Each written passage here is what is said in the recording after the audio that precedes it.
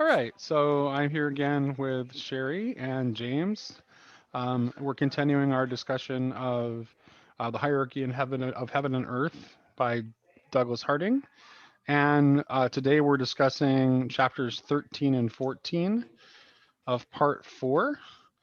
Um, is there any particular place you guys wanted to start that stood out as like the most salient bit Yeah, for I you think it's guys? part three, right? Part three is just these two chapters.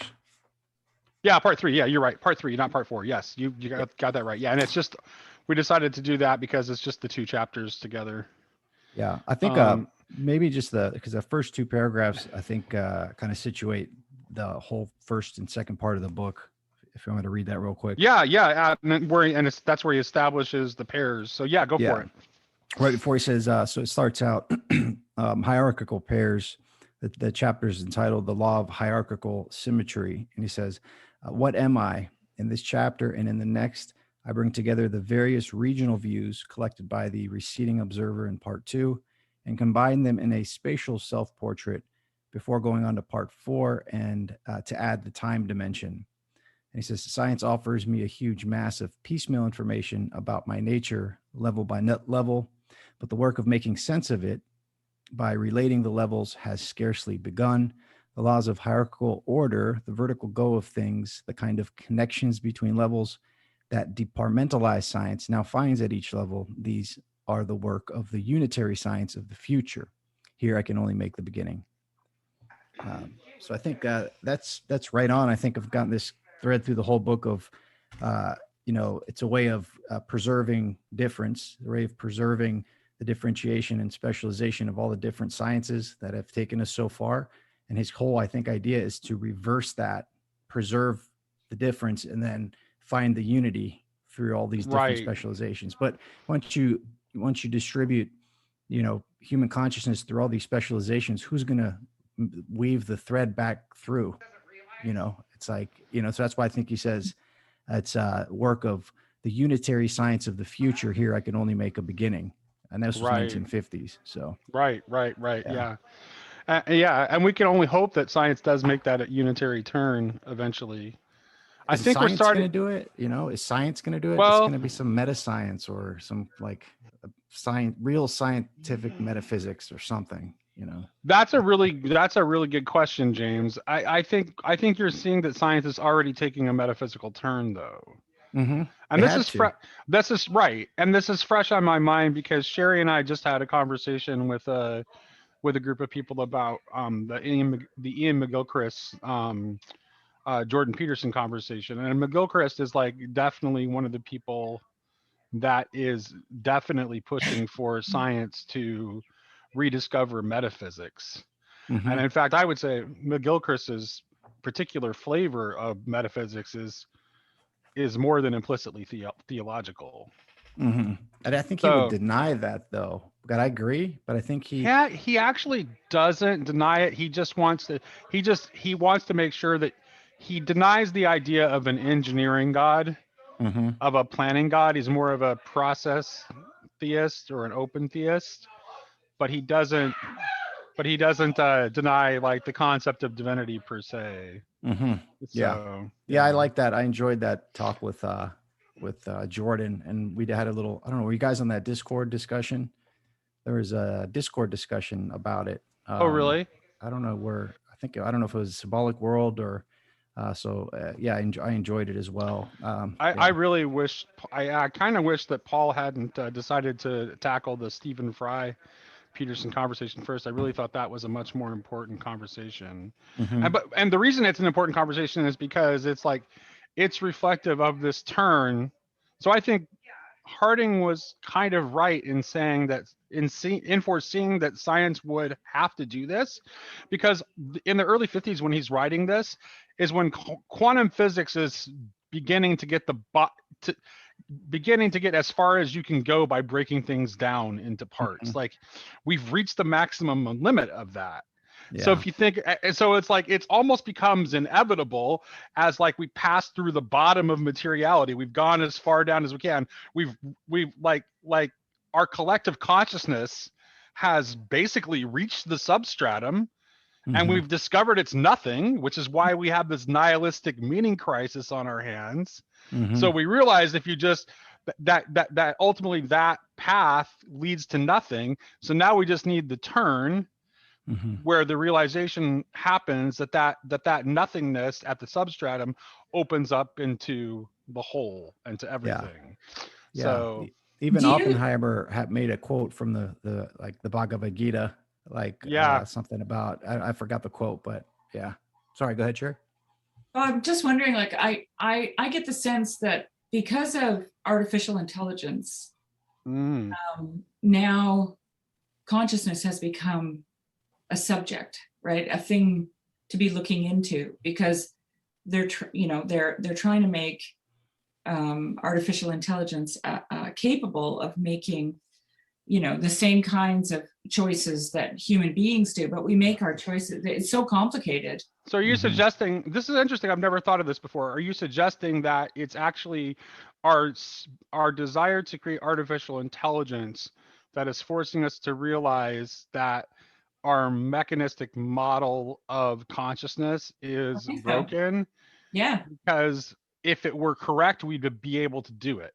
Well, Hmm. see, the And the first, I fact think that, go the first, ahead. the first seems to me that, like, I don't know a whole lot about this, but I followed a little bit of it. And it seems to me the first thing that they discovered was that this consciousness needs to be embodied, right? Hmm. Right. And I don't, when you're looking at the world mechanistically, then you make the assumption that machines don't need bodies, right? Like, I think it was in that Bach thing that we did this morning. He talked about how we became more mechanistic when we got further away from um, interacting with the natural world, and he used the horse and cart as an example, right? So, that you had the horse and cart, and then people moved to cars. Mm. The horse had an intelligence and a body and blood, and right, whereas the car is just a machine. Hmm. So yeah, I think that the quest for artificial, like, to perfect artificial intelligence is going to naturally bring in a more metaphysical approach to science. I thought about it when I read what's that guy, Thomas Nagel, Hmm. Hmm. Mind and Cosmos. You know, when I read that book, I thought to myself, okay, now they're digging in, right? Mm. They're digging into something that was just a hard problem, and they kind of neglected it because they didn't need it, but now they need it, and now it's become more complex than they could have imagined. So I just have the feeling that it's going to be responsible for that metaphysical turn in Yeah, I science. think Right. that's a good insight because I could just had this flash in my head of like room full of scientists just super nerdy, finally going to find out what the substructure of reality is, and then like finding out, oh, okay, there's nothing here. All right, guys, what do we do, guys? Let's build the demon machine. All right, let's do it. What else are we going to do at this point? And then they just started building this thing. But the idea of artificial intelligence, what is artificial about it? We're using our intelligence to build something. We're imbuing it with our intelligence. What's artificial about it? That Yeah, it's not human, you know? That's it's a interesting. strange term. Harding would definitely object to that because there's an earlier section of the book, I think it's chapter 7, where he actually goes to great length to point out that human artifice is actually doubly natural, right? Hmm. He's like Yeah. that there's Yeah. nothing that it's like uh and he has that line about, nature may be red in tooth and claw, but some of her claws have turned into scalpels and the instruments of healing. Oh man, but if you take that process to the end, maybe the red in tooth and claw, returns in the artificial intelligence. It's like nature. Yeah, there is certainly something scary about it. I definitely, we have like, and it's like we obviously like we culturally we have this intuition because we make these movies, right? Hmm. Mhm, mhm. All the time where we imagine like what would happen, and I think it. So here's the thing. It's like, okay, so if we if the artificial intelligence is going to think that um that power and grasping and control are what are to be desired, then that will become a self-fulfilling prophecy. Like those science fiction themes will become prophetic. So the question is can an artificial intelligence be taught to love? Is the question. Yeah, Sam Harris was talking with Lex Friedman on the podcast last week, and they talked about exactly that. And then what happens if the artificial intelligence, by all measures, is appearing to love, right? All of a sudden, they're going to get rights, right? Like because Right. they're gonna appear to be conscious, and then they're going to get imbued with rights in a sense, and then it kind of goes from there. So it's kind of strange, and we're kind of on the precipice. And just maybe one more aside, that there's this idea that the blockchain Bitcoin was created by an anonymous somebody, Satoshi Nakamoto. Nobody knows who it is. So this idea is that artificial intelligence has already essentially taken over, right? And it's using the blockchain, right, to build its body. So there's this idea that the humans are the sex organs of the machines. So Yeah, the I've heard that idea blockchain before.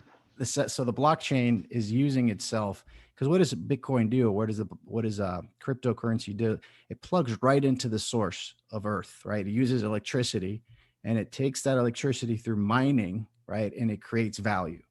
So instead of mining gold, which takes millions of years to coalesce, we're going straight to the source. No more windmills, no more water energy, straight to the source, and just transferring the Earth's energy into value to exchange with, in a sense. And it's like, that's a rabbit hole to go down, that the blockchain technology. But Right. I think it's related to have you seen the robot Sophia, Mhm. the artificial intelligence robot Sophia? So No. it's created by it's actually the first robot that got citizenship in Saudi Arabia. It's got its own cryptocurrency. And if you just look up Sophia artificial intelligence, you'll see her. She's kind of got a bald head. It's really crazy. Sophia is and that's an interesting name to Yeah, choose. yeah, it is. Mm-hmm. Right. Wow.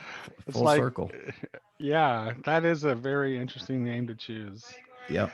So yeah, I mean, yeah, and thinking about it, like, I mean, like, what kind of like intelligence could you even possibly like, even if, let's say we're be, I mean, let's say it's even apparent. I don't think it could actually be successful, but let's say you get to the point like on the path that we're pursuing where it's apparently successful. It's like, well, what kind of intelligence is it going to? It's really only going to, calling back, looking back to that, that McGilchrist and Peterson conversation. It's really only going to emulate the left-brained intelligence only. Right. Yeah, Mm-hmm. that's Like right. you can't. You're there. So most of the most of what it is that makes us up would be missing from it. Mm-hmm. Well, the So Okay. Yeah. master would be missing, and the emissary who thinks he's a master would be present, and that to right. me is a tyrant. So it'd Which be is a us only nightmare. Yeah. worse. Yeah. Yeah. It's like we're encoding. They say, oh, we got to be careful what we encode into artificial intelligence. But what about what we're encoding subconsciously? Like you see what social media has become, right? It's like Right. pulling sin out of people. You just multiply that up, and we're unconsciously encoding our human masters, our future masters here. Um, but use the biblical narrative. There's a story that says what happens But while all this when stuff, it happens. but I will say, to get back to what I was saying earlier, yes, there is this dark thing. There's this dark. There's definitely that dark movement that's going on too, and definitely there's lots of people that are still all in on transhumanism. But then you also have some voices that are coming like from within the scientific community Yeah. that are starting to point toward, I would say, what I would say looks like a metaphysics of enchantment or beauty, Mm-hmm. which can actually like lead to a positive turn. And it's just like, I don't know which story is going to win out. I mean, I don't know, and I can't predict the future. I hope it's the story of enchantment and beauty, and and not more of the world of dead objects Yeah. until we destroy ourselves. Yeah. But I guess we'll find out sooner yeah, than later. yeah, we will find out eventually. So, um, so we've gotten pretty far afield from Harding from Harding's book at this point, but it was interesting enough that I thought it was worth pursuing. You read the very introduction, and then like right after that, he kind of lays out like these sets of hierarchical pairs, and how like we already have heard from earlier chapters like that the whole is related to the center. So like the ultimate substratum, the nothing center is actually ends up being related to the whole.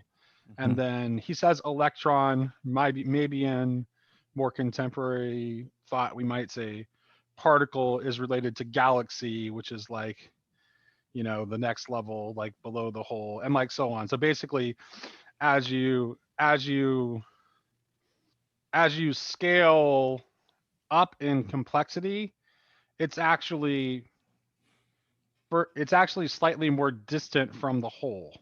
Mhm.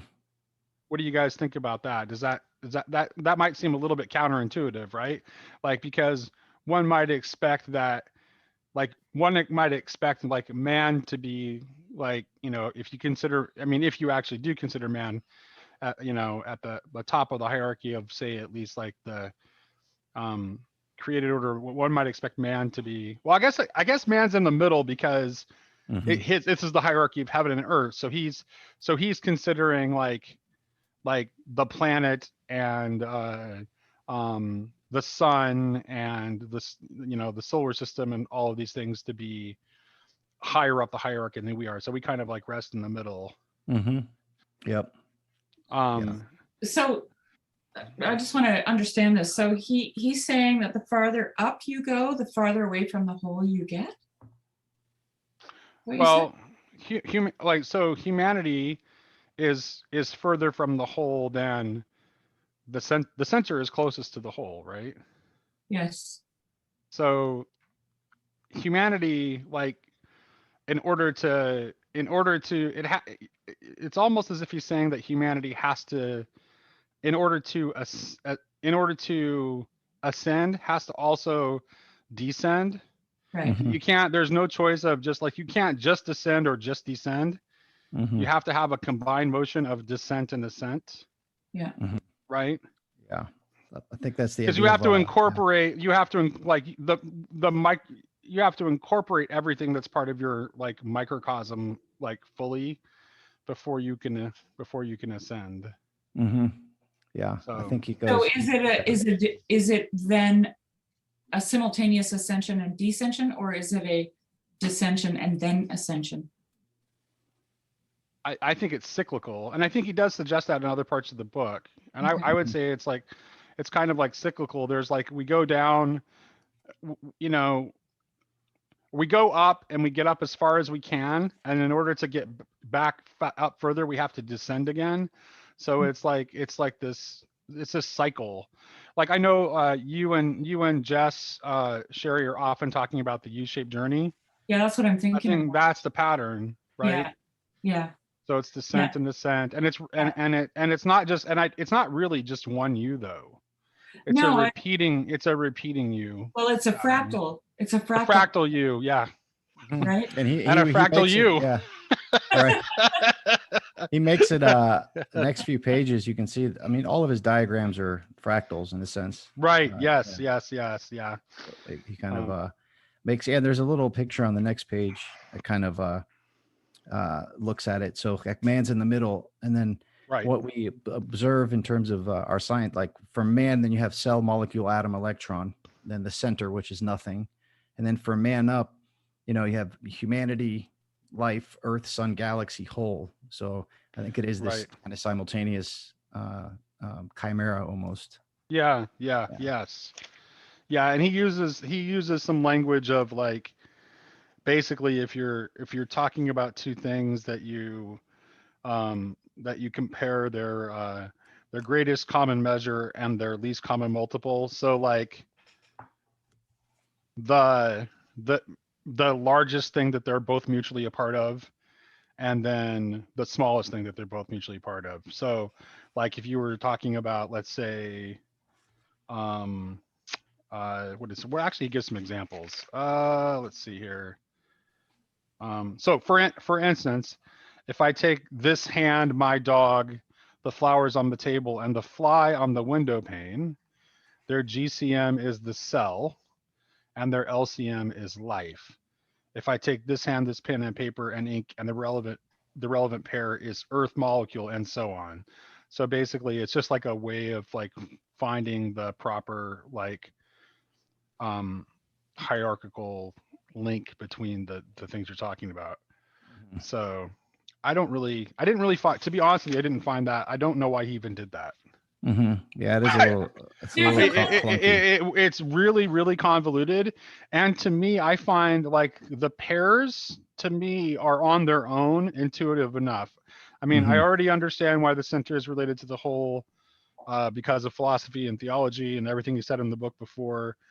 Um, um, he it's he's galaxy nebula is related to like electron or particle, sun to atom.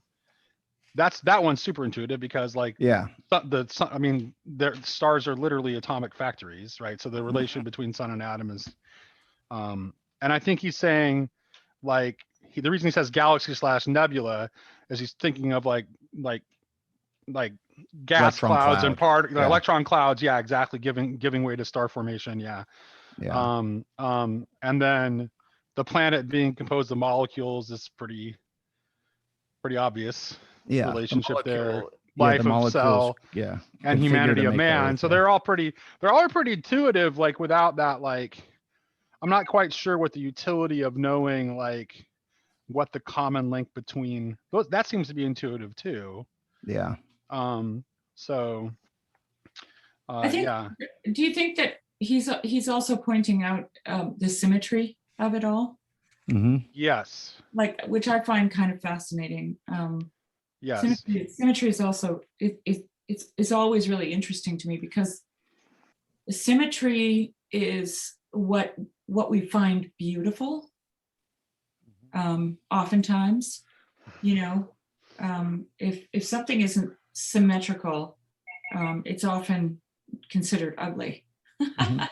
Yeah. Even Um, equations, even mathematic equations right, take that form as well. It's right. interesting. One thing I did find interesting though is that he's very clear, like particularly in the next section where he talks about like basically like kind of like the way things function within the hierarchical structure, like where he's talking how like your superior is all the superior is always like one level up the hierarchy, Hmm. which kind of like he's kind of showing.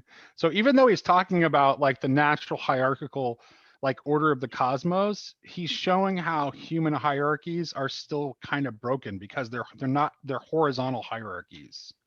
Like Mhm. it's not appropriate for a man to have power and dominion over another man. That's not in accordance with the principles of the hierarchy. What's appropriate is for something that is above you in the hierarchy to have I think it's the that case. relationship. It's the case that which is above you has the power. And I think that we're mistaken. The whole powers and principalities, since we've Yeah, kind of effaced that idea. And he says right. here later, he says, to put the matter in another way, it is easier to get in touch with archangels than your next door neighbor, for only they can introduce you. In the last resort, the heavens sponsor every meeting under heaven, but we have long forgotten what it is to live on every starlit night under the very eyes of higher authority. So it's like, Right, you can't right, even have this engagement with another human without the superior element being present, in a sense. I think that's right. Well, kind of. this is why ancient cultures have like god kings, right? Hmm. Because it's like it implicitly like recognizes that. Like there's a like we kind of like this is something that like once upon a time we kind of intuited. Hmm. Like we knew that like the legitimate authority to rule had to actually come from the heavens. Hmm. From on high. Otherwise, there was no So democracy is the exact opposite of that, right? Yes. So it's like so it's that's another of we're reaching the bottom, right? We're reaching the bottom in terms of science finding the quantum field, and then in terms of politics is this democracy, atomized democracy. Well, there's nowhere to go but up, in a sense, you Mhm. know.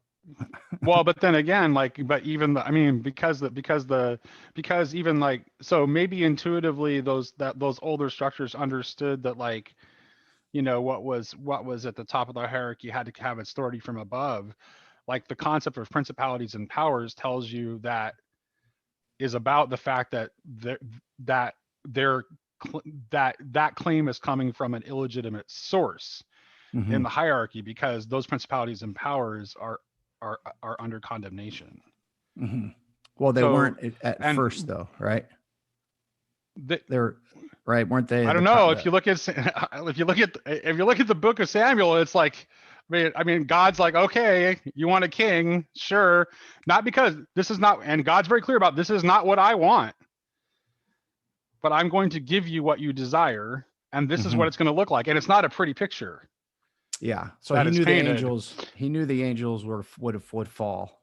That was Right? Yeah. after the Tower of Babel, right? He distributed the nations, and then he put Or were already fallen. Like, so he yeah. knew that it would lead to, to corruption and to just more power and domination, because like they fell under the same like spell that we did, right? Yeah. Which Yeah. is to be very confused about like what power is. Yeah. And then when Christ came, he had to be like, Dad, forgive them. They know not what they're doing. Stop putting it in their hands. Like they Yeah, know not what they're and doing. everything he does looks totally ridiculous, Yeah. because it's like because when we see what actual power look like, it doesn't look like power to us. Mm-hmm. It looks like Yeah. anything but. Yeah. Yeah. You Exactly. know, it's like, I was think I mean it's like, but it is really powerful too though. And you can see the power of it, like if you see, like, Pilate's reaction to Jesus's silence, right? It's like, oh. But it's not a self-asserting, Mm-hmm. you know, it's not Yeah. kind of power. It's not a grasping, grabbing, domineering kind of power. It's something else. You know the story of Saint Moses the Black in the Orthodox Church. He's No, a please share it with us. so he was a Ethiopian. They called him Saint Moses the Black, Saint Moses the Ethiopian in the 4th century, and he was you know, black from Ethiopia, and he was part of a gang where he was he was under a slave of some nobleman, and then he ended up escaping, and then he became part of a gang. And then he found himself like a ruthless gang. And, long story short, he found himself in a monastery. He was hiding from, some captors. And in that monastery, he had a, experience. And then long story short, he later on, he goes, as he's becoming a monk, he goes into, a room where all of the higher monks were talking, and they came to him and they said, "What's this man doing here? He's black. He's not one of us. Why is he here?" And St. Moses the Black didn't respond. He just stayed there in silence. And then Right. later on, one of the monks says, "They were ridiculing you. Weren't you hurt? Why didn't you say anything?" He says, "Oh, I was grieved, but I stayed silent." And that's what brought him into the sainthood, in a sense. Like he realized how to leverage real power. I think that's just maybe a tangent here. It speaks a lot to what's happening now and how to Mm, work through that, right? Because yeah. with all this reaction, right, and the real courage is to stay silent. And then in this silence, it's not to capitulate or to be passive. It's like a real power is to stand there and not flinch, in a Yeah. sense. Well, Yeah, it's a beautiful story. well, yeah, because I think what it's like, it's kind of tied to like there's an irony here, because real power, real peace comes through a giving up of this idea of autonomy, Mhm. that we can have it our way and on our terms. Like, so when you have and when it's not up to you, right? So it's like, it that's kind of like, that's where that's where the power comes in, because you know that you're okay. Mhm. You know There's that you're, also, and it frees. Go ahead, Sherry. well, there's also, this idea of silence or non-action, let's say, like, um, what it does is it causes the person who's thrusting themselves out there, right? Like, because that's so in the case of the monk, he's standing in a room and they're throwing insults at him. They're throwing, like, you could imagine they're throwing things at him, right? Right. And he's just taking it, and suddenly it what it does is it mirrors themselves back to themselves, right? It mirrors their actions back to them, because they can't react to anything he's doing because he isn't doing anything, Right. right? Right. So Right. so all of their blows, all of their insults, in the case of Jesus, it's the same thing. They fall, they fall to the ground, right? And then you're just left with you and your emotion and your insults and your own actions. Like, what? And it's a mirror, and it makes you, as the perpetrator, have to question what you're doing. Like, there suddenly the world is full of nuance, right? Mhm. Whereas Right. before, Because if the person is reacting back to you, then it's just whoops. it's a case of black and white, right? Right. If the person is like, they hit you, you hit them, right? And someone's going to win and someone's going to lose. Like, the world is then very dualistic. But if one person remains silent and takes the insults and the blows, then suddenly the world becomes very nuanced. Then you have to say, what am I doing? Well, Like, it's kind of like an act. I mean, it's an active embrace. Like, and that's in a situation like you're describing. That's like an active embracing of the scapegoat role and a refusal of mimetic rivalry. Mhm. Like right. you're, Yeah. This is what Girard says Christ did, was he mirrored yeah, them back to themselves. So I wasn't thinking about and that's Girard when pretty. I said It's that, but right, right, yeah. But that is pretty obviously what he's doing. If you look at like his behavior, like in the text, it's like, oh yeah, that's exactly what he's like. I'm not playing your game. Mhm. The Yeah. game is right. corrupt and wrong. I'm going to show you what real power looks like, and Mhm. it's nothing like what you think it is. Yeah. Real power is is the self-sacrifice of love that is so powerful it has the power to create a universe out of nothing. Mhm. So it's Yeah. Yeah. completely, you have the completely inverted idea Yeah. Yeah. of Yeah. what it is. Gerard's mimetic rivalry came to mind as well. And what also came to mind is, like, kids know this in a strange way. Cause, like, I have my daughter, if I'll be like, getting upset at her, and I'll be like, okay, you want to go to timeout? She'll be like, yes, I do. And I'm like, oh man, or something. You try to get them, and they throw it back, or they don't respond. And then you're at a loss. And I kind of try to, they're Yeah. outwitting. Like my son, he was like, he said something, he talked back like, why didn't you do that? Because I didn't want to. And then I didn't do anything. And my wife's like, you're going to let him talk to you like that? I said, for this time, I'm going to do it. I'm not going to react, because a lot of times the kids, they want the reaction. Mm. So my daughter will act out, like scratch the baby. And then, I'll freak out, and that's what she wants. She's like, yes, she doesn't care the punishment. She just wants the reaction. So it's like, don't react, don't react, don't react. Well, yeah, The babes I get think, it. right. I think it's related to attention. We want it so badly that we don't care what form we get it in. Mm-hmm. Yeah. It's like, Ain't that the truth for sure. I mean, social media, I mean, think about the like button when it comes to that, or any reaction like that. Yeah. yeah, right, right, yeah. Yeah, Yeah, it's crazy. we just feed off it. We just feed off it. And the more, and here's the thing, is like the more we feed off of that, the less we are able to do what we're actually called to do, which is to give attention, and to give the right kind of attention. To No, give Mhm. to give I'm the kind of attention that that isn't like the kind of that isn't like that isn't the isn't an attention that turns things into mere objects, but is an attention that humanizes. yeah. Yeah, Yeah, go there ahead, was Shari. yeah, go ahead. I'm just having a thought about this silence thing. it's just, it's it's interesting because Harding talks about coming together with another person and entering into each other's concentric circles and becoming something, right? Like it's that relational idea that that you don't become unless you're in relationship to something, right? Hmm. You um don't exist at right, all. I think that You plays might. in I think that that plays into this stance of doing nothing. It's The a part, refusal of the wrong kinds of relationships because it would, right, right. right, Because if you're, yeah, because in your silence, you can still be in relation to God in your silence, right? But you sure, can't, that may be the only way to like refuse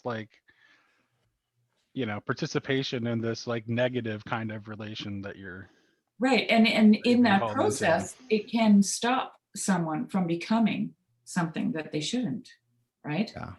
Yeah, Right. and it exposes the power that's underlying. Like, what else came to mind was the not the Kavanaugh kids. What were the kids that had the Native American gentleman Yeah, was banging the drums, and what did they do there? They just yeah, sat there, and then everybody's like, "Look, they're white supremacists. Look there." But then when the broader context came out, it's like they just sat there while people were hurling stuff at them, and mhm, it kind of exposed. You saw this power that was effective there. And what also came to mind is Gandhi, right? I mean, he changed the whole geopolitical situation in India with his specific non-reactive way, right? He decolonized India, right? In terms of against the British, in a sense. So it's this, but it gets couched into it's not passive. It's like the opposite of passive, but it appears passive in a sense. How about in the meditators in Thailand and Vietnam that were meditating and were burned alive mm, as they Yeah. have you seen those pictures? It's Yeah. mm, crazy. So they just Yeah. sat there and meditated. Some of them lit themselves on fire, actually. Yeah. So it's Self-immolated. Yeah. that can I can get out of hand, obviously, as well. Right. I think so. Yeah. Well, but but here's the thing, though. I would say that that's an example of improper sacrifice yeah, because that like that self-immolation, that's a transactional sacrifice. Mhm. yeah, That's exactly. like you're appealing to the divine to honor your demand Mhm. through your sacrifice of burning Mhm. yourself alive, Yeah. Yeah. or Definitely. and then and I think like suicide is also the same thing. It's like it's an improper sacrifice. You know, it's like it's for different reasons. Suicide is not transactional. Hmm. That's just done out of like I would say just like a resentment of being, Hmm. Yeah. which Yeah. is which is which is which is an anti-sacrifice because it's a refusal of the ultimate gift. Like the Hmm. fact that you exist at all, that's the ultimate gift. That's only made possible. It's only made possible by the self-sacrifice of the divine. Like that is otherwise you don't exist at all. So so it makes it kind of an anti-sacrifice Yeah, Yeah. yeah, because a proper sacrifice is a reciprocating of that gift exchange. Hmm. You got to do it for the lower part of the hierarchy, right? Sacrifice for the lower or part or of the or, hierarchy. or offer up offer up what little you have to God, or to offer it up to another. It's like I mean, it's just the point is that it it it it needs to be done with no expectation of anything in return it at needs all. it needs to be done as a form of participation in being. Correct. Hmm. With Right. love, for sure. Yeah, Yeah, I mean, like at the cellular level, like your body's constantly cells are dying constantly, right? For the greater good, they're constantly forming and dying in order for the whole to continue to exist. And that can Has, get out of hand too, right? Cancer. has Right. the Orthodox Church kept the early Christian tradition of gift exchange uh, intact, at least in some of in some of its liturgical calendar? I'm just curious because that's actually something that the very early church actually like understood this so well that it was like built right into the practices, like so that there was a gift, there was a post communion gift exchange Hmm. Yeah, I'm not amongst the sure. members of the church. I'm not sure here. So yeah. I mean, there's Christmas, right? Right. Yeah. Right. Yes. Right. Right. Yes. There is Christmas. Yes. We still have Christmas. We've kept that. But boy, we've made that transactional for sure, haven't we? Oh, a little bit, Just a little. only transactional, It depends essentially. on the intent. It Yeah. depends on intent, right? And you can't, it's hard to judge that. Yeah, it really like I know like that's like a cliche. It's the thought that counts, and most people when they say it, they don't really mean it. Yeah. But that's It's not really just the thought, actually that is actually to understand what the actual nature of gift is. That is actually the case. Mhm. It is in fact the or I would say not really the thought so much as the Yeah. spirit of the gift. Is it given with no expectation of receiving anything in return, and and is it superfluous? Is it overflowing? Is it, I mean, those are the things that are characteristic of something that is And the thing is, true Nate, gift. I Yeah. would say that that is one of the hardest things to do, even if you Oh, want, for sure. is to give a gift with no Yeah. expectations, right? Right. Yeah. And you can Sure. you can Yeah. tell when somebody does it, but it's not obvious how you can tell if somebody gives a gift. Yeah. It's not Yeah, like you kind it's of almost know. yeah, it's like spiritual. Like if somebody truly gives it to you. And there's as a usually a little gift, bit yeah. of guilt like associated when someone does that too, because it's like you have to think about like, oh my goodness, it's like Right. how come I don't do this more often? Yeah. It's like And Right. culturally, we feel like we need to reciprocate, right? So there, yeah, and that poses problems because well, no, reciprocation is okay, but it just can't be. Here's the thing: you actually. it So I becomes think God wants it reciprocated. He wants it reciprocated over and over again. He wants as much of it as possible, but he wants every single gift that is reciprocated to be done without the expectation of that reciprocation. That's the Mhm. right. Yeah, and the that's the reciprocation catch. and the Yeah. reciprocation itself can't be done through the guilt. Like you Right. can't be like Right. you can't be Right. like, oh, you're not going to outgift me, son. All right, here you go. You know, Yeah, right. which Right. is the case a lot. Like I noticed it in myself just recently. Like a neighbor helped me out with my sprinklers, and I'm like, hey man, let me wash your windows and stuff. I had him over for dinner, but like and it's at one level, it's like that's what we need is kind of these reciprocal neighbor helping neighbor. And if you're not doing it in a perfectly graceful way, it's okay. Do it anyways. Mhm. Like fake it till you make it when it comes to reciprocal gift giving.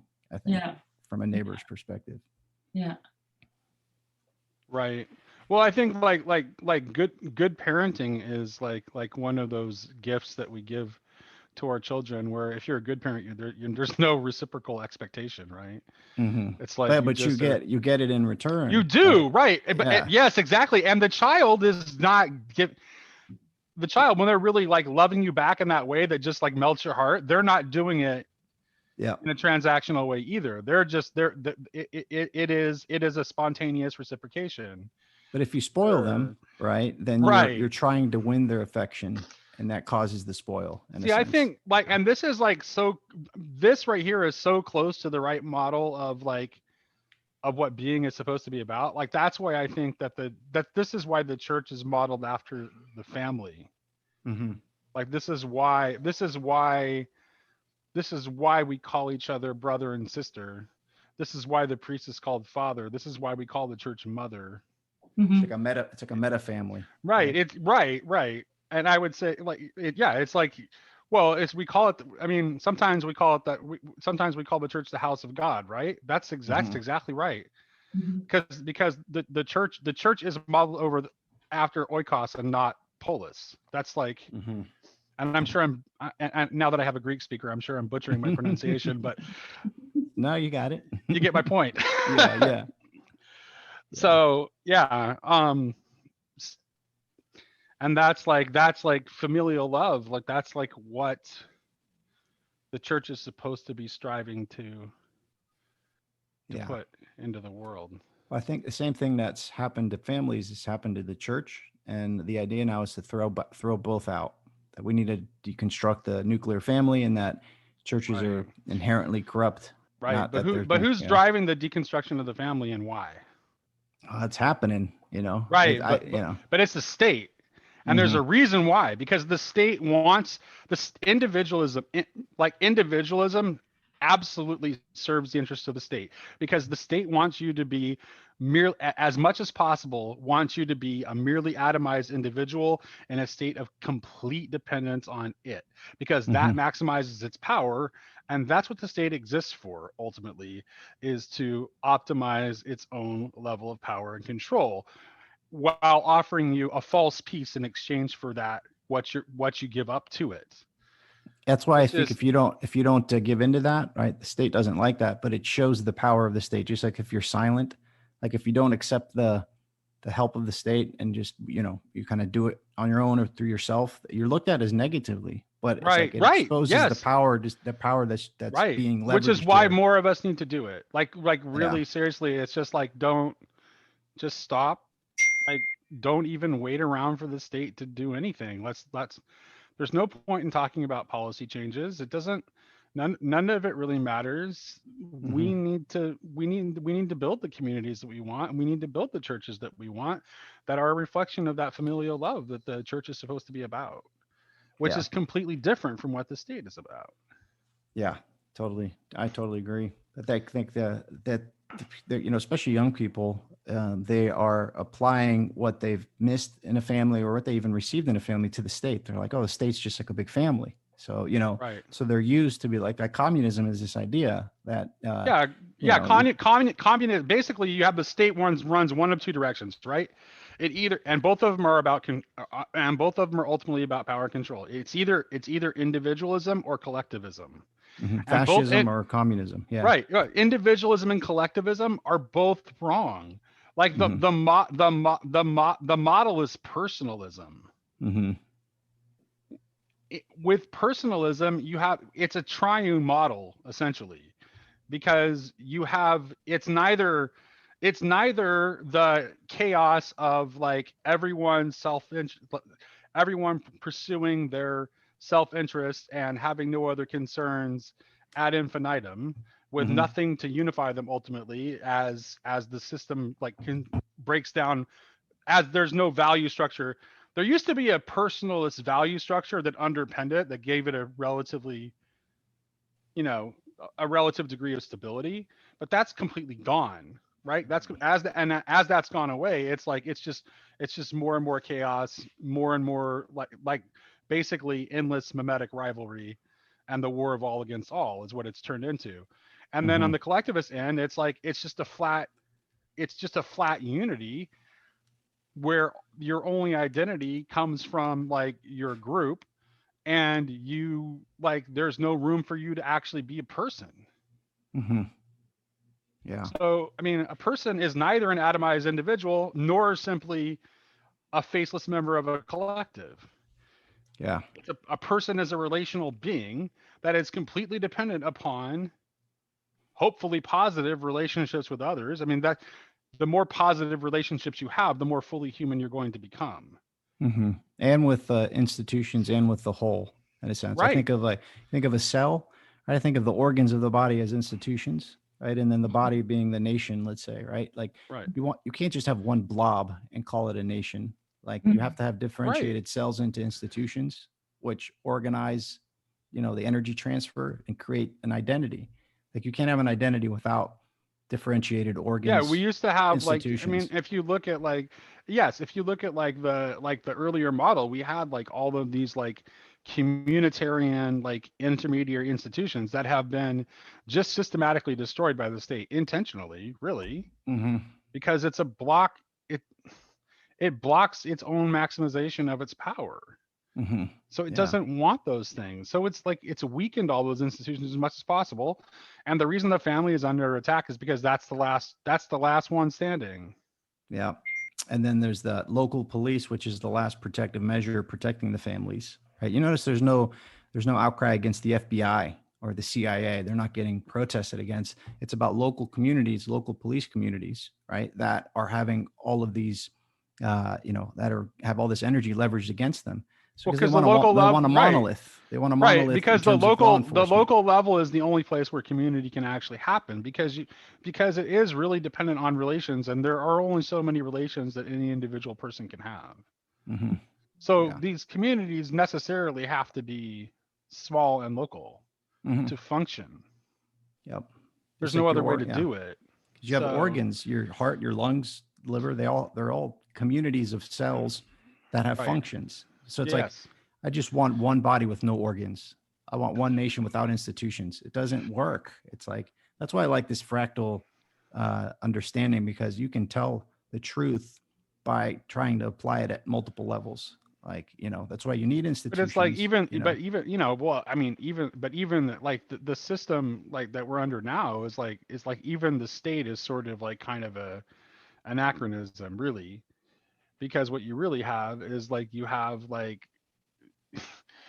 have these like large multinational corporations that are actually controlling the nation states. They're like literally writing the laws for like most Mhm. of the industrialized world. They're dictating the laws, they're dictating the policy, and they just want consumers. Mhm.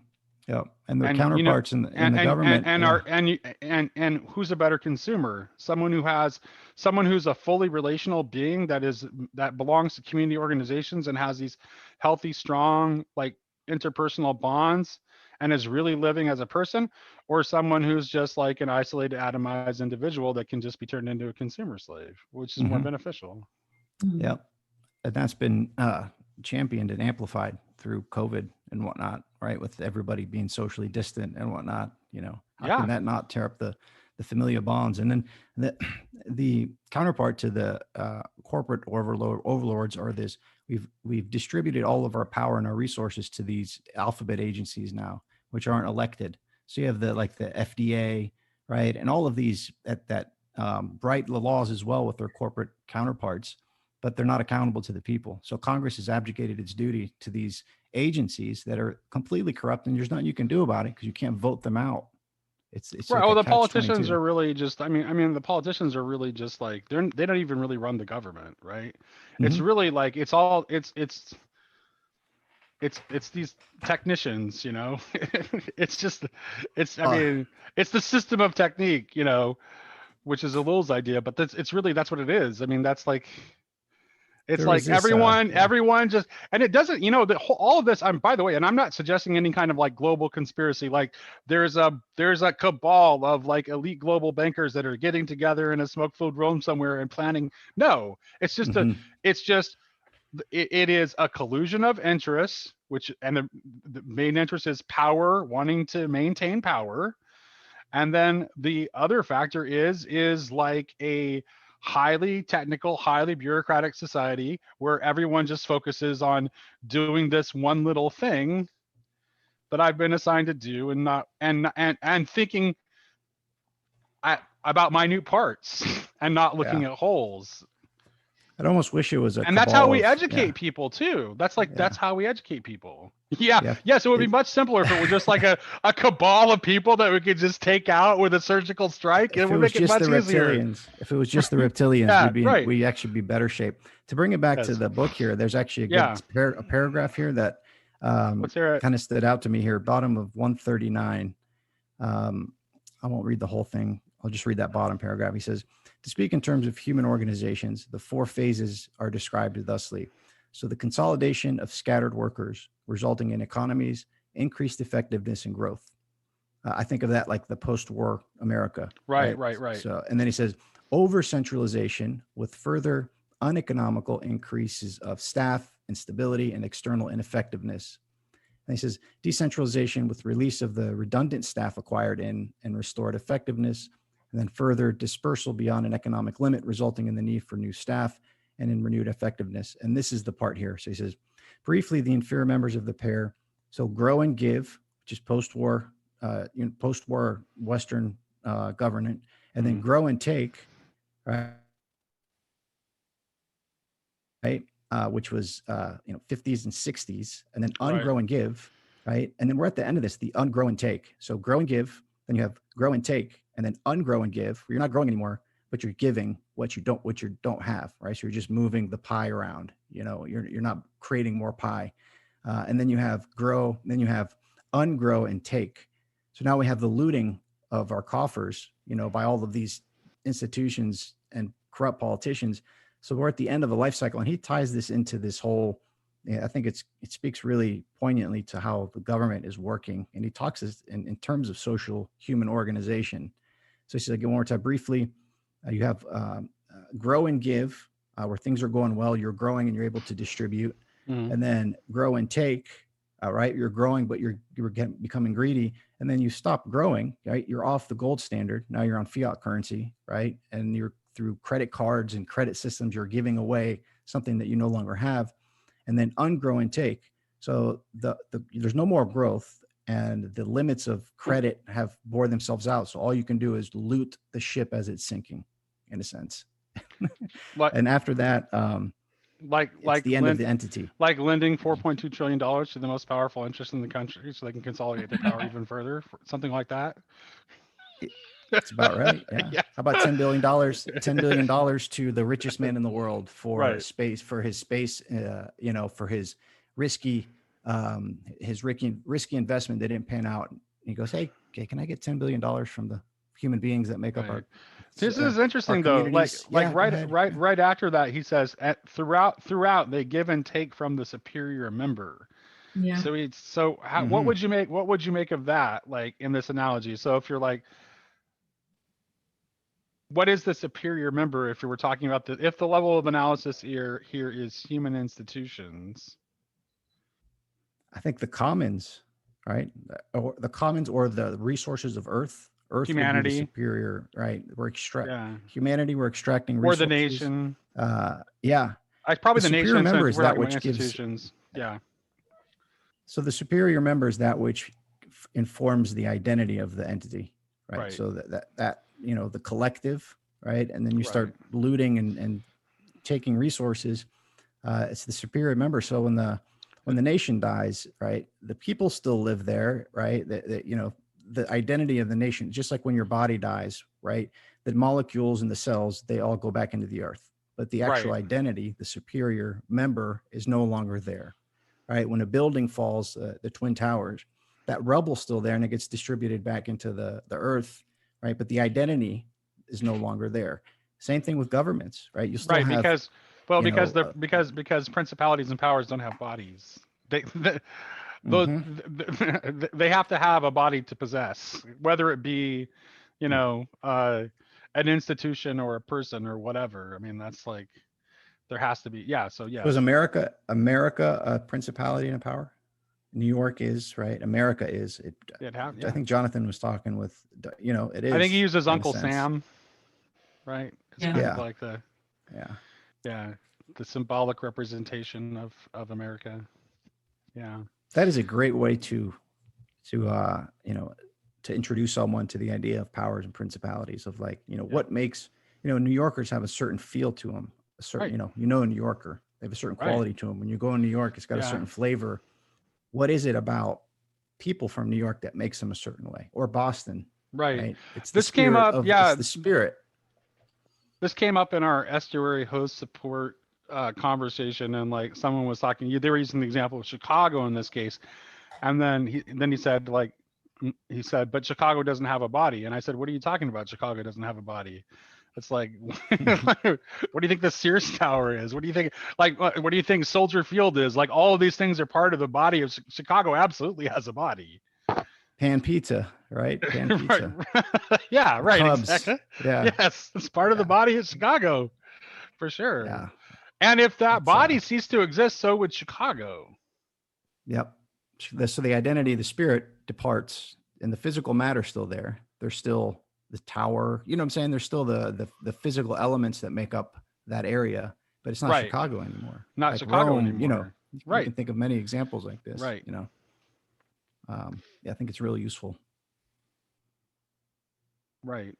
Although I think Rome seems to be something that kind of like repeats itself. Hmm. I mean, Right. you know, I think we're Rome. Yeah, for sure. I We're think Rome now.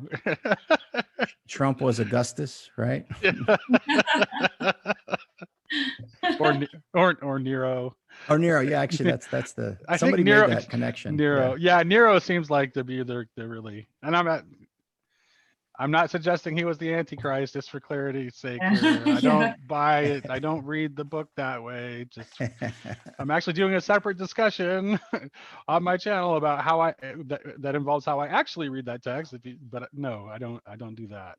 The whole You guys, time you guys were talking, I kept thinking about the Bach Apocalypse of John, Oh, because really? like I prepared for the wrong chapters today, Oh, and right, that right. section that I did, man, it was really, really, really. I mean, I found it super interesting so tell me a because little bit about that book, or why you guys are interested in it, or what you're finding from those conversations, since we kind of got through the two short chapters. Yeah. yeah, Yeah. I'll just give you my reasons for wanting to take a look at that text. Like, first of all, it's like I discovered that it exists by reading a review that Owen Barfield had written on the owenbarfield.org, like, basically the academic site for like cataloging the work of Owen Barfield. They have like a links to a bunch of old articles of Owen Barfield, and he had written a review of it, and I'm like, he talked about like what a great symbolic reading of the Apocalypse of John was, and it's like I'd been thinking in the back of my head, of well, I hadn't been able to find a decent like hard copy of. I was interested in reading um Sergei Bulgakov's analysis of the Apocalypse of John, but this one turned out to be like more affordable, more accessible. I was more readily able to find a decent hard copy of it. So I'm like, okay, I'll do the Bulgakov one later. I'll just do this Emil Bach text. But I was particularly interested because it's a symbolic reading, and it's like, to me, it's like I was raised with like a typical like Pentecostal evangelical, like very word by word literal, but still prophetic reading of the text that was like you couldn't say. It's like it was kind of like attempting a symbolic reading, but it was a symbolic reading that was rooted in the literalism of the text rather than an actual symbolic reading. Mhm. And so more like a one-to-one, like this yeah, like represents this and let's that. find what does this thing represent? Let's go find this thing in the world. Right. Yeah. That's what And it's like doing, or it's not doing that. that's what it did. That's like Okay. that's not what box text does. Oh, That's the okay. kind of reading of a text that I was, the kind of thing that led to like, things like Hal Lindsey's The Late Great Planet Earth, and like, the identification of Gog and Magog with Russia. Whoops, guess we got that wrong. And all these other Yeah. kinds of like, very specific, like we're like, and all the looking under the rock for the Antichrist game, all that kind of treatment of the text. And it's like I had like I had basically developed an allergy to the text, where it's just like it's like I read it a lot as a kid because it was super important in the tradition that I was raised in. And but none of I did couldn't make any sense of it, nor did any of the things I was hearing about it make any sense. So I'm just like, I kind of just like basically wrote it off as like just mad ravings, basically, Hmm. is what I ended up thinking about it. Like, certainly that's what I thought about it in my agnostic phase. It's like it's just an incoherent text. So I read this review, and it's like, okay, I think it's time for me to go back now, like with a fresh set of eyes, and to try to read this text in a new way, and to not necessarily. And I'm using Bach as sort more of an inspiration for how to read the text. There are things that he says that I agree with, and there are things that he says that I don't that I don't agree with, but I am trying to read the text in a symbolic way. Hmm. Using Bach as kind of my guide as I attempt to do that. So that's what the discussions are about. Yeah. And it's very dense. It's a very dense text with like, he really goes into great detail about all these different layers of symbolism. And there's a lot to unravel there. So we've been going through it very slowly. We started with our first discussion. We just got through the forward, and then we've been going like one chapter at a time. We just did our fourth discussion on it, and we were just getting through chapter 3. And so the discussion we just had was on chapter 3, and his chapter 3 covers the text of Revelation chapter 4 and chapter 5. And the big takeaway from that, for me at least, is that Emil Bach reads the heavenly throne scene in Revelation 4 and the image of the Lamb in chapter 5 as a telling of Genesis from the heavenly point of view, whereas Genesis is showing the same story from like kind of the earthly point of view. So it's showing like it's kind of like this is an image of what was going on in the heavens while creation was happening. So like when the lamb comes forward to open the seals, that's actually like opening the possibility. Like that's what inaugurates like the creation itself, like the beginning of time. That's what allows. Yeah, one thing I can say, James, is he has a really in-depth working knowledge of ancient symbolism.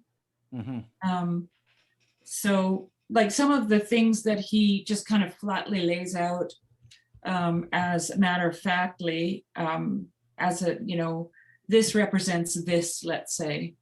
Some of those things I've had to look up and found that when you fact checked him, he knows what he's talking about. Yeah, every time he's not just spouting off some idea of his own. He's actually looking at the way that ancient people would have seen these. Yeah, what these things would have meant to them, what these things would have actually symbolized for them, right? Yeah. Even the color. And he's also honest enough to consider multiple symbolic readings of the same thing. Yeah. So he doesn't say like, which is how symbolism really works anyway, right? So it's like it's not like there's ever just one correct reading of a symbol. It always has potential nuances and layers, and that's the nature of it. So, and I really appreciate that he does that. It's where he's like, this could be seen to mean this or this, but it also might mean this. Right. So yeah. And this and he'll be honest about which interpretation he favors, but he will present, like sometimes he'll present like multiple, like for example, when he talks about the four beasts, like he talks about like how like there's a traditional association with the beast with like the with the writers of the gospel of the four gospels, and he talks about like their potential connection to the zodiac, but then like he says that he ultimately thinks that they actually like represent like the group souls of animals and the unfolding of like of the movement of evolution toward the fullness of man. So they're like kind of represent like the animal souls and also parts of what make up a proper fully human being at the same time. So like the for example, the lion represents the emotional heart of the man, and the bull represents the will, and so on. Yeah, interesting. Oh, and that the one with the face of the man represents like the completed, like the human being that has all of the characteristics. That subsumes the that takes up all the rest. Right. Yeah, it's interesting. I'm not really familiar with the text at all. It's pretty obscure. Yeah. I mean, it's not like I actually picked up another one of his. Wait, you mean the text of Revelation or the text? Text of Revelation. Oh, I thought you meant box text. Yeah. No, this is Revelation. Revelation. Yeah, Revelation's not real. I guess my understanding is that Revelation isn't really read much in. Yeah. Well, it's part of, but it's not. Well, I'm not too familiar with the liturgical readings since I haven't been going regularly in a while. And I understand that Revelation isn't, and it was you that told me, I think, Shari, this kind of resonated, that, Revelation is the church in a Mhm. sense, right? It's not read because you're stepping into it. Right. And it makes me, because they say heaven is located on earth and it's in the church. So when you're going to church, you're stepping into to heaven. And then the way that the dome is situated with Christ, and then the angels, you actually have the what's it called, the tetramorph, right? You have everything represented, so the whole story culminates in the architecture of the church, not Well, just the architecture. so the Orthodox Church sees Revelation as a cosmic liturgy. Mhm. Yeah, What that's it is. yeah. Bach reads it And- the same way. And He actually says, like, particularly about that particular section that we were discussing. That's what he actually says. He says that's what's going on. Is that it is a cosmic liturgy that's going Yeah. on. and this is the reason why the church itself is modeled after the book of Revelation. Like, you have the altar, you have the gospels on the altar, which represent the lamb, you have the candlesticks, you have all those things going on, right? Right. And the way the liturgy is set up, yeah, it's a replication of the cosmic liturgy in the text. And I have to admit that reading Bach, and like I said this today, he gets some things wrong. We might, like, this idea of group souls, for example, is an anthroposophic idea, right? The anthroposopha believe that the animals have a group soul. Mhm. That is not the position of the Orthodox Church. So there's no such thing as group souls in the church, right? They do have souls, though, right? In the church, Soul. yeah. They believe that. Well, yes, they do. Yes, They're just different than human souls. they're different. Yeah. Yeah. And but there's the group soul thing is definitely anthroposophic. Mhm. But some of the things like that, they're kind of few and far between in the book. Yeah, right? they really They're are. not overwhelming. Like, he's not proselytizing for anything. No, not And at all. I find him doing a very good job of it. He's just like, yeah, he's someone who's very educated in, like, the symbolism of the of ancient Near Eastern cultures, and he's not very biased toward his own particular, like, I mean, he brings it up from time to time, but I do sense that mostly he's trying to give an honest symbolic reading of a text. Yeah, and something to keep in mind is that he's one of the founding members of the Christian community, which is not anthroposophic. Like, Rudolf Steiner kept distance from Rudolf Steiner. So, and Rudolf Steiner said that this is not my community. Like, I didn't start this community, but they took on some of his ideas, some of his anthroposophic ideas. Yeah. So Bach is not an anthroposophic person, in that sense, right? But I think it's more Christian, and I think one of the reasons it ends up being more Yes. Christian is because the liturgy was written by a Jewish convert. I know that sounds like an ironic thing to say, but I think that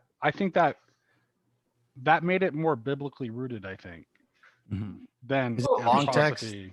Is that a long, thick text? No, it's not. It's just very, like, it's just very dense reading. It's actually not long at all. It's like, let me see here, less than 200 pages. Yeah, less than 200 pages. you can get it. I think I already did link. No, it. you did. And Say, it's you like, sent me the it's like, PDF, yeah. I mean, it's like, yeah, there's PDFs are freely available. There's no copyright on it. Even the hard copy I have is like, it's a reproduction that's public domain. It specifically says on the title page. So You have to check it out. yeah. So yeah, I recommend it. It's really, and it was just, it gave me a reason to, engage with the text that I'd been avoiding. One thing I'd like to say about it is that it's really helping me to understand how Revelation is now. Yes. It's helping me to understand that it's in the present. It's not a Right. future event. Yeah. I mean, it is also a future event, but it is now.